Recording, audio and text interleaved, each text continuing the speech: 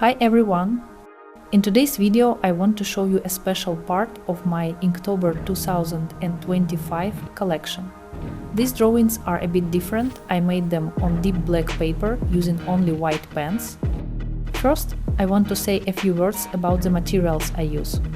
My sketchbook has 150 gram black paper. It's thick enough to handle markers and pens without smudging. For drawing, I use white GellyRoll pens in 3 sizes: 0.5, 0.8 and 1 mm. When I need to fill in larger areas, I switch to a regular white stationery marker. And for the initial sketch, I always use a white Faber-Castell pencil. It's surprisingly essential for planning the composition. The first prompt was Pierce. The result is a stylized illustration centered around the sharp thorns of a plant, maybe a bush or a rose. The eyes turned out a bit strange, but I'm still practicing that.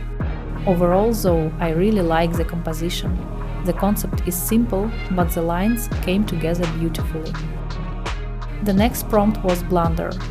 I associated the word with a broadcast error, similar to the static on old television screens. When I realized my drawing would focus on glowing objects such as TV screens, it became clear that using black paper was the best choice. It makes the process faster, helps convey the glow more easily, and creates a more striking result. If you look closely at the drawing, you can see that the white pen doesn't always grip the black paper perfectly. The lines appear a bit uneven and sometimes slide across the surface. This happens because white ink has a very different texture and consistency compared to regular black markers, and the paper itself is slightly sleek, which makes control a bit harder. The next prompt was reckless. The idea came to me right away, and I think it's one most people can relate to. Honestly, even as an adult, I still get a little nervous walking into a completely dark room and fumbling for the light switch. I really like this drawing, even though it's very simple and maybe even a bit primitive. In this case, the idea and execution matched almost perfectly, which doesn't happen often. Usually, what I imagine in my head looks much cooler than what I end up with on paper. This piece once again focuses on light and shadow, and I realized that black paper works best for illustrations like this. It's perfect for showing lighting effects, highlights, and strong contrasts. The final prompt I completed for Inktober 2025 was Firefly. I ended up drawing 3 small glowing insects, like this. I used a reference photo from Pinterest, since I've never actually seen real fireflies in person. You can probably see that this drawing has a few composition issues. When I work in reverse, on black paper, it's harder for me to judge whether everything is positioned correctly on the page, even though I always start with a light white pencil sketch. Here, the creature and the fireflies ended up too close to the right edge. Ideally, they should have been placed a few centimeters to the left. I don't run into this problem when working on white paper. It's just something about how I perceive space on a dark background. For Inktober, I only created 4 illustrations on a black background. The rest were done in classic black and white. I also have a few drawings in the same sketchbook from Inktober 52, which takes place throughout the year, and I'll show those next. The first prompt I drew in this sketchbook was Cancer. It was June, around the time I started my account, and I thought, why not try drawing in reverse for Inktober? This was one of my very first experiments on black paper, where I was mostly testing and exploring what could be done with white pens. The highlights on the clothes turned out a bit strange, but I really love how the sea foam came out.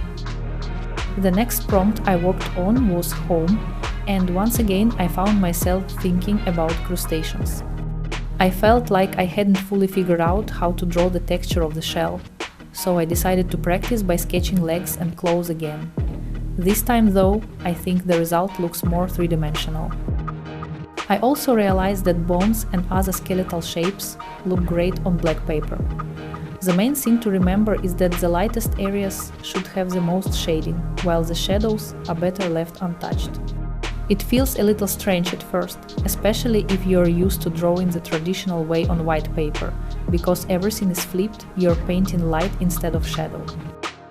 The next illustration was inspired by sardines. I drew a whole school of fish, though I'm not entirely sure they ended up looking like real sardines, even though I used a reference image.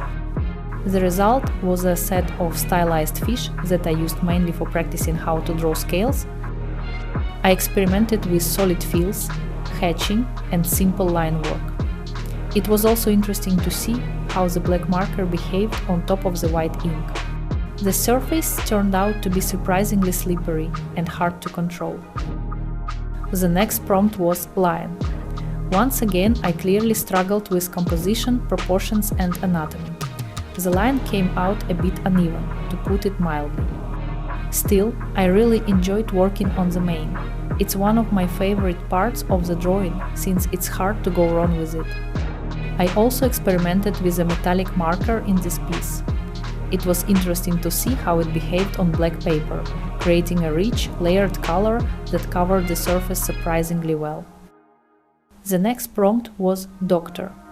This one was pretty straightforward. I decided to draw Sigmund Freud with his famous cigar. I also planned to include text and quotes as part of the composition to tie the scene together. This drawing perfectly illustrates one of those moments when I forgot that, while working in reverse, you shouldn't touch the darkest areas. As a result, the beard, hair, and eyebrows all turned out white, completely changing the image and making Freud almost unrecognizable. The next illustration was for the prompt Tomb. The first image that came to mind was a mummy wrapped in white bandages. I decided to go with that idea since it naturally fits the contrast of white on black paper. The skeleton underneath is drawn rather loosely, mostly because I didn't want the bones to compete visually with the bandages. The focus had to stay on the bright, layered wrapping. By this point, I had already figured out that black paper works best for drawings with strong contrast and bright, luminous elements. To make this concept work, I needed something that would really pop against the dark background, and the mummy turned out to be a perfect choice. The next prompt was sneakers. I decided to interpret it as Converse shoes, although now I'm not entirely sure that technically counts as the right type. Still, I really liked the idea, so I went with it. For this piece, I wanted to experiment with composition to create a pattern made up of several smaller objects that come together to form one overall shape.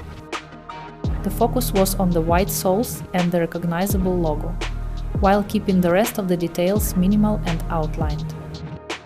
And the final drawing in my black sketchbook for today is a goose. This one was a great opportunity to practice drawing and studying bones and skulls, so the idea came to me instantly. I keep a whole list of skills I want to improve in my artwork, and anatomy is definitely one of them. Understanding how the bones are built and how they connect really helps me draw with more confidence and awareness, making the forms feel more natural and alive. I really like how this piece turned out on black paper, even though I still need to refine my style a bit. My gel pens are quite thick, so the lines sometimes look rough and uneven. The only thing I'm not happy with is the feathers.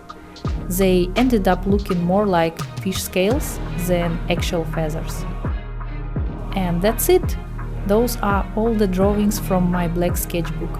I hope you enjoyed this little tour.